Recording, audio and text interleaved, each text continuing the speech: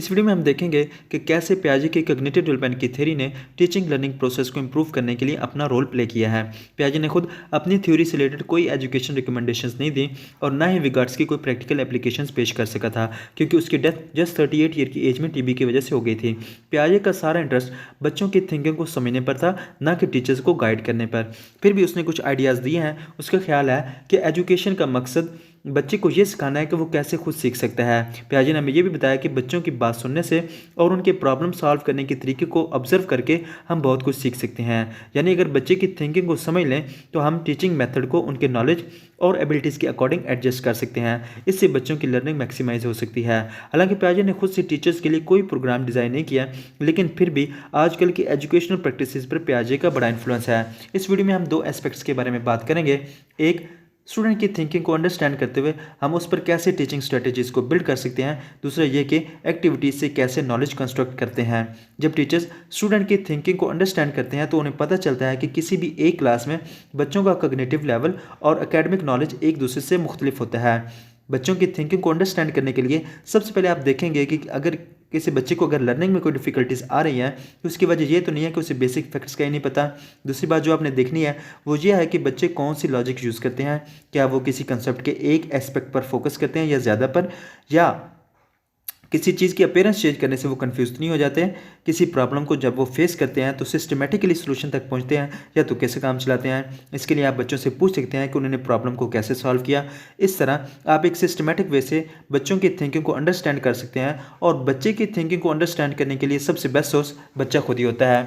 पियाजे के इक्विलिब्रेशन के कंसेप्ट को देखते हुए हम ये डिड्यूस कर सकते हैं कि बच्चे के लिए ऐसी स्ट्रेटजी अपनाई जाए जो बच्चे के लिए इतनी आसान ना हो कि बच्चा बोर हो जाए, और ना ही इतनी डिफ़िकल्ट हो कि बच्चा उसे समझ ही ना सके।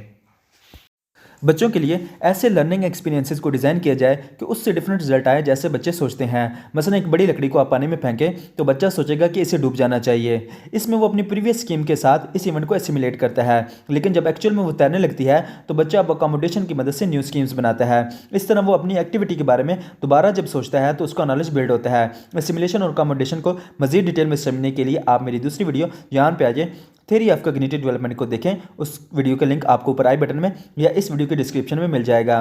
पियाजे के अकॉर्डिंग किसी भी चीज़ की अंडरस्टैंडिंग इंडिविजुअल खुद डेवलप करता है। पियाजे ने कॉग्निटिव डेवलपमेंट की 4 स्टेजेस डेवलप की हैं। पियाजे कहता है कि हर स्टेज पर अगर बच्चा एक्टिविटी परफॉर्म करेगा तो ही उसका नॉलेज और अंडरस्टैंडिंग डेवलप होगी।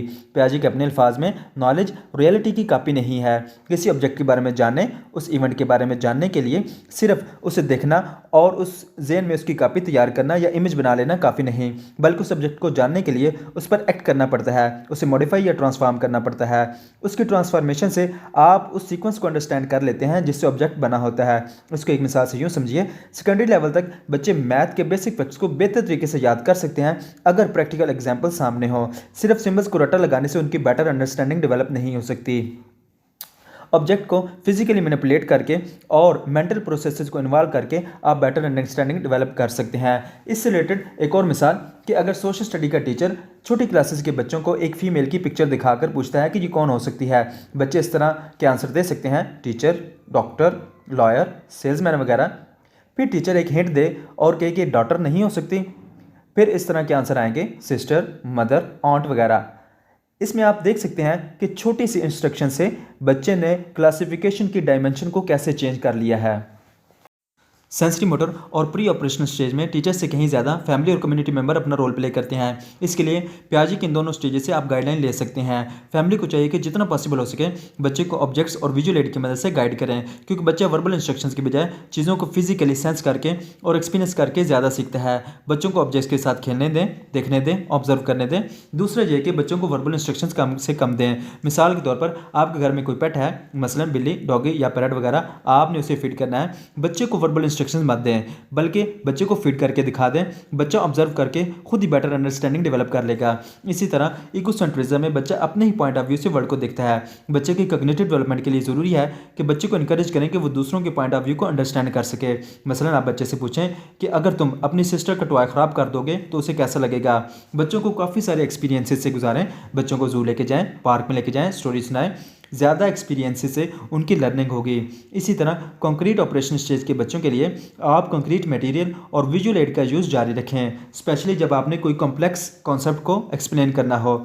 मिसाल के तौर पर हिस्ट्री को पढ़ाने के लिए आप एक टाइमलाइन बना लें, और इसी तरह साइंस सब्जेक्ट्स को एक्सप्लेन करने के लिए आप 3 डायमेंशनल मॉडल का यूज़ कर सकते हैं। इसी तरह आप डायग्राम्स और चार्ट वगैरह का भी यूज़ कर सकते हैं।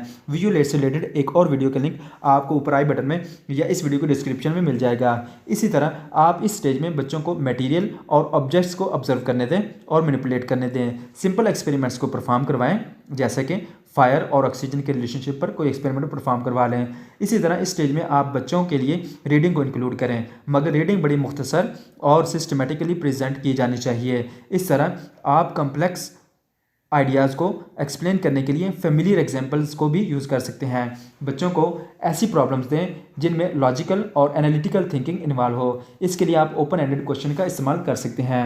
फॉर्मल ऑपरेशन स्टेज के लिए आप कंक्रीट ऑपरेशन स्टेज वाली सारी टेक्निक्स को इस्तेमाल करेंगे, लेकिन अब आपने फिजिकल से मेंटल एक्टिविटीज़ की तरफ उन्हें गाइड करना है। कंक्रीट ऑपरेशन स्टेज में जैसे प्रॉब्लम्स को आपने फिजिकली प्रेजेंट किया था, अब आपने उन्हीं प्रॉब्लम को हाइपोथेटिकली प्रेजेंट करना है। इस स्टेज में बच्चों में साइंटिफिक थिंकिंग डेवलप हो जाती है, इसलिए बच्चों को सिस्टमेटिकली प्रॉब्लम से इंट्रोड्यूस करवाएं। आप बच्चों को जस्ट फैक्ट्स की बजाय अब ब्रॉड और कॉम्प्लेक्स कॉन्सेप्ट्स भी सिखा सकते हैं। मैं इस बात को अब दोबारा रिपीट करता चलूँ कि ये गाइडलाइंस पियाजे ने खुद प्रेजेंट नहीं की थी, बल्कि उसकी 4 स्टेजेस से ये सिर्फ डिड्यूस की गई हैं, और आजकल ये हमारे एजुकेशनल इंस्टीट्यूट्स में ये इंप्लीमेंट भी की जा रही हैं। इस तरह की मज़ीद वीडियोज़ को देखने के लिए आप बीइंग एजुकेशनिस्ट यूट्यूब चैनल को सब्सक्राइब कर लें। शुक्रिया।